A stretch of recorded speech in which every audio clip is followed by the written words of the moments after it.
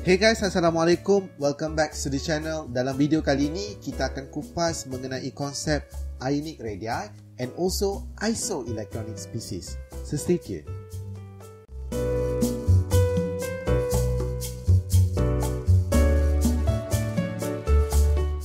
Hey guys, welcome back to this channel. Video kali ini kita akan tengok dengan lebih mendalam macam mana ionic radius and atomic radius berbeza dan juga trend of ionic radius across period 3. So, our learning objective for today is kita akan compare the atomic radius and also ionic radius untuk anion dan juga cation, dan juga ada satu definition yang kita kena tahu di sini, iaitu definition of isoelectronic species. Okay, kita akan tengok radius of isoelectronic species. Kita akan explain the variation of ionic radii for across period 3. Ini kita akan tengok untuk isoelectronic species lah. Ionic radii ni apa sebenarnya? Ionic radii is actually radius untuk ion. Kalau sebelum ni kita tengok atomic radii, tapi kali ni kita akan tengok ionic radii. Ionic radii adalah untuk ion, atomic radii adalah untuk atom. Okey, so ion kita ada dua jenis, cation dan juga anion. Contoh cation yang paling famous, kita akan ambil sodium. Okay, so our sodium, dia punya electronic configuration is 1s2, 2s2, 2p6, 3s1. Bila dia nak jadi ion, okay, kita akan buang elektron daripada dia punya valence shell, dan di sini kita akan dapat a new electronic configuration which is 1s2, 2s2, 2p6. Kalau kita tengok di sini, okay, kita boleh kira dia punya effective nuclear charge. Okay, so effective untuk nuclear charge for the atom is equal to proton number dia adalah 11 minus number of electron in the inner shell. So sekarang ni balance kita adalah 3. So di semua sini yang di dalam ini adalah dia punya inner electron. Dan kita ada 10 elektron di situ. So proton dia punya effective nuclear charge akan jadi +1. Tapi kalau dia jadi ion, dia punya effective nuclear charge, okay, is equal to proton dia masih lagi sama. Number of inner electron dia adalah, sebab valence yang paling luar adalah 2, so yang dalam cuma ini saja, satu saja. So dia akan jadi 11 minus 2 is equal to positive 9. Dalam video sebelum ni kita tengok kesan effective nuclear charge. The greater the value of effective nuclear charge, okay, so apa yang akan berlaku adalah daya tarikannya sangat kuat, so size akan jadi lebih kecil. Okay, so we predict the size of Na plus will be smaller than Na. So why is this? So for cation, bila kita buang elektron, actually kita kurangkan repulsion between the electron. Elektron-elektron yang berada di dalam atom tu akan ada force of repulsion. Elektron negatif dengan negatif, dia akan repel. So bila kita buang, kuranglah repulsion tu. So bila kurang repulsion tu, apa yang berlaku adalah nuclear charge masih lagi sama. Your nucleus masih lagi ada bilangan proton yang sama. So the power is still the same. So apa yang berlaku adalah effective nuclear charge meningkat. Macam kita tengok tadi, untuk Na, effective nuclear charge dia adalah +1, while for Na+, the effective nuclear charge is +9. So bila effective nuclear charge meningkat, the remaining electron are pulled closer towards the nucleus. Therefore, the electron cloud will shrink and the ionic radius will decrease. Okay, so kita boleh kata cation ni akan lebih kecil daripada dia punya atom. Tengok yang next one, untuk anion. Kalau anion, kita ambil fluorine. Fluorine punya electronic configuration is 1s2, 2s2, 2p5. So apa yang berlaku bila jadi anion, dia terima elektron, dia akan jadi 1s2, 2s2, 2p6. So dia punya effective nuclear charge will be 9 minus, okay, highest principal quantum number is 2. So kita akan ambil yang 2 saja. So 9 minus 2 is equal to positive 7. Kalau kita tengok yang F minus, effective nuclear charge is equal to proton dia minus dengan the highest is 2. So kita akan ambil yang di dalam saja, which is equal to +7. So bila kita tambah elektron, dia punya effective nuclear charge masih lagi sama. Why is that? Okay, so apa beza in term of size dia? F dengan F minus. Siapa lebih besar, siapa lebih kecil?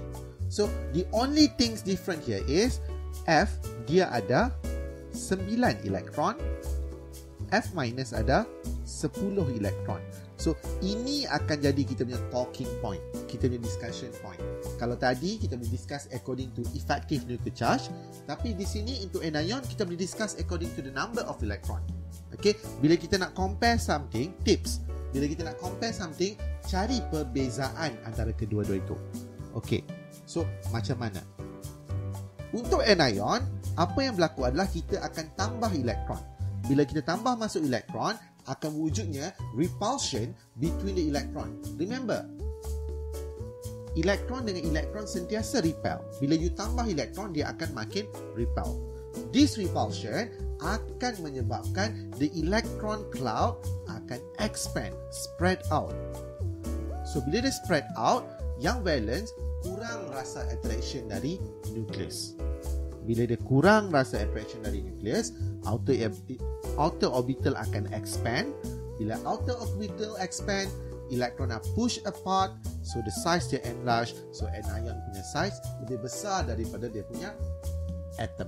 So, what we can conclude here is, kalau kita compare cation dengan atom dia, cation sentiasa lebih kecil daripada atom dia.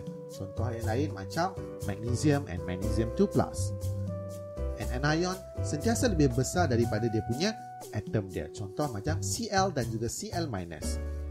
Okay, kalau tak percaya, kita tengok this tabulation. Okay, kita nampak di sini bahawa lithium dengan Li+, Li+ lebih kecil berbanding Li. Manakala untuk anion, okay, I- lebih besar berbanding I. Okay, kita masuk the next one. The next one, kita akan fokus pada ion-ion ini. F-, Na+,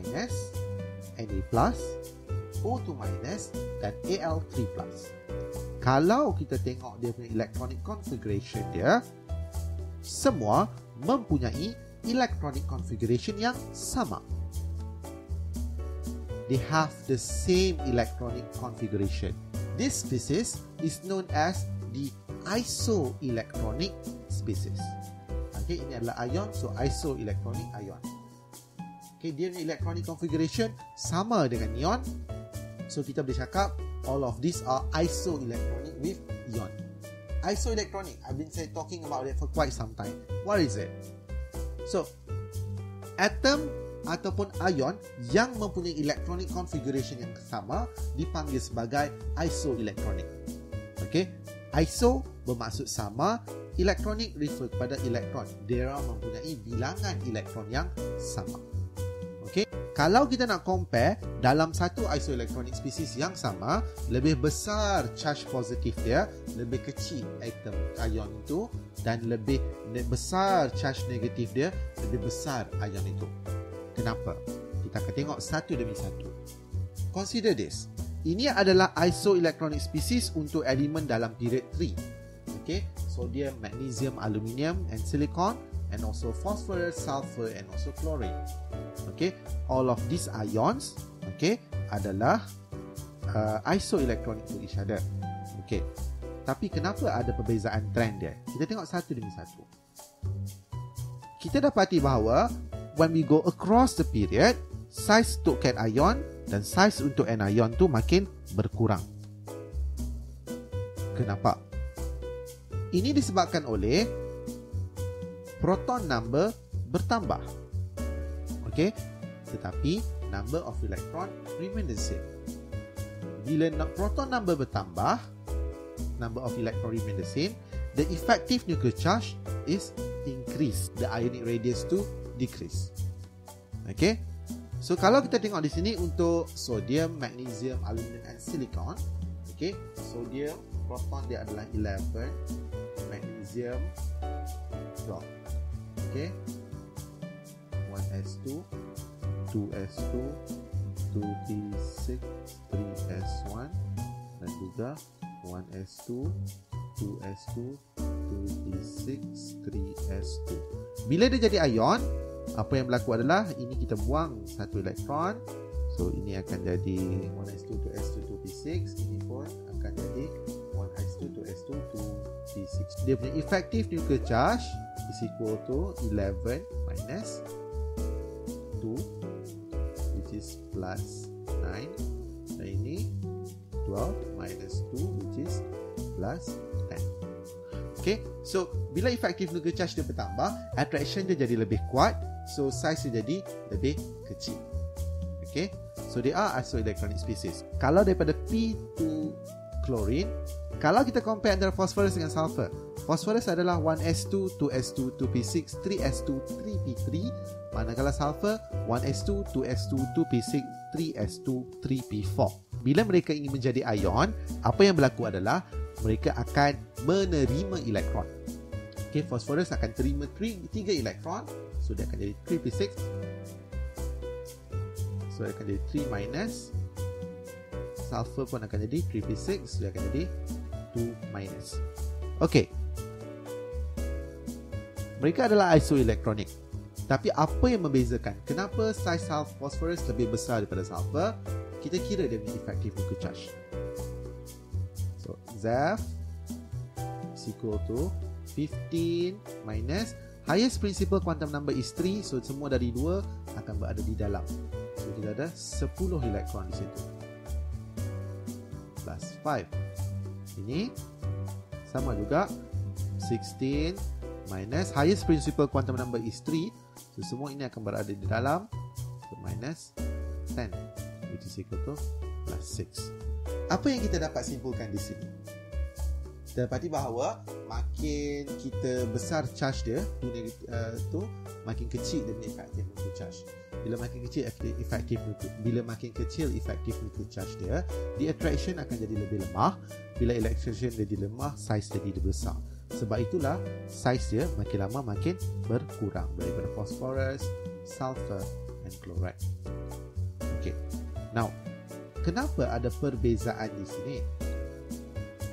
Okay. Perbezaan itu adalah disebabkan oleh highest principal quantum number. Untuk ini, highest principal quantum number adalah n is equal to 3. Dan ini adalah n is equal to 2. So, bila kita jawab soalan macam ni, the first thing you have to discuss, you discuss cation, and then you discuss anion, and then you compare ketiga-tiga ni. Kenapa ada perbezaan di situ? Okay, so bila principal quantum number dia lebih besar, okay, dia punya size akan jadi lebih besar disebabkan oleh lebih besar dia punya screening effect. Okay, so kalau kita tengok sini, anion ada extra. Okay, anion ada extra shell di situ. Okay, principal quantum number dia lebih besar di situ. Based on all of that, kita dapat propose the susunan, we can propose the arrangement for the ionic radius for all of these element in period 3.